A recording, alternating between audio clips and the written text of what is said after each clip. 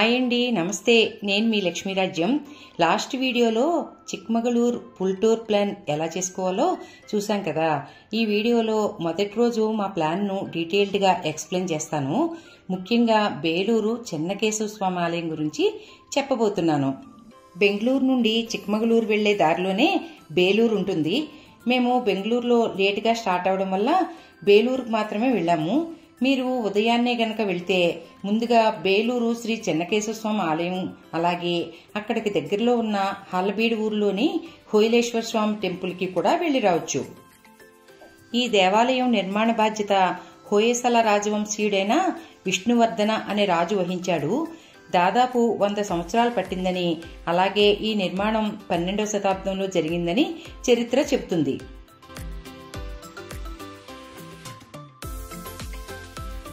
ఈ దేవాలయం విష్ణువుకు అంకితం చేయబడింది.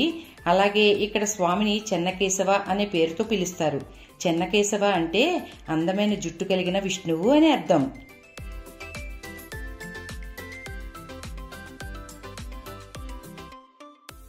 ఈ దేవాలయం యొక్క చరిత్ర హోయసల రాజవంశం యొక్క పాలన, కళ మరియు సంస్కృతిని తెలుసుకోవడానికి ముఖ్యమైనదని చెప్పుకోవచ్చు.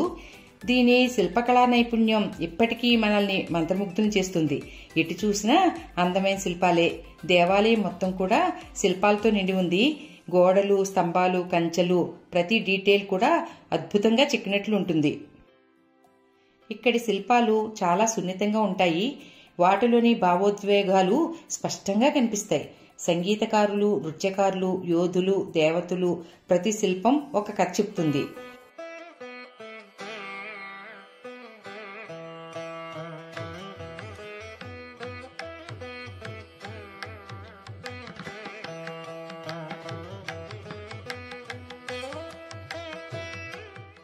ఆలయం లోపలికి వెళ్ళాక అక్కడున్న పిల్లర్స్ మీద కూడా ఎంతో అద్భుతమైన శిలను చూడవచ్చు.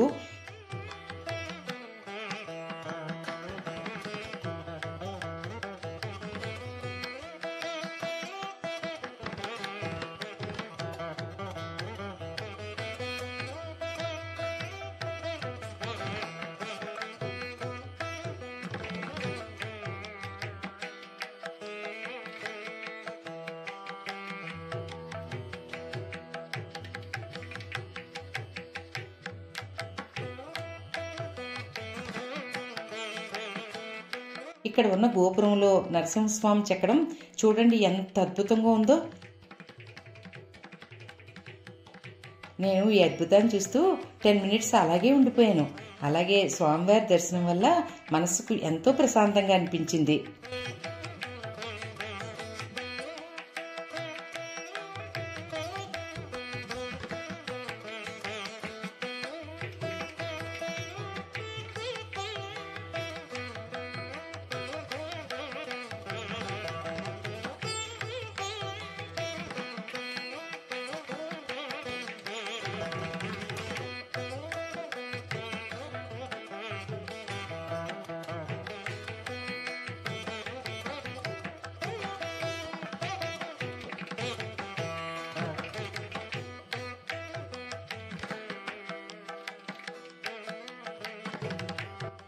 ఇక్కడ మీరు అద్భుతమైన శిల్పకళను చూడటమే కాకుండా చరిత్రలో నడిచి ఆధ్యాత్మిక వాతావరణాన్ని అనుభవించవచ్చు. ఇక్కడ కోనేరు కూడా ఉంది. చూస్తున్నారుగా ఎన్ని తాబేళ్లున్నాయో.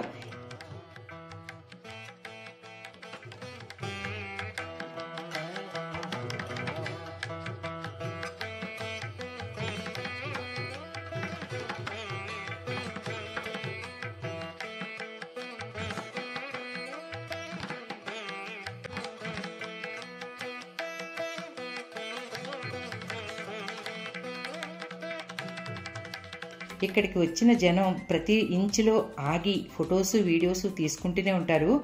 అక్కడున్న గైడ్స్ మనకు అన్ని క్లియర్గా ఎక్స్ప్లెయిన్ చేస్తారు.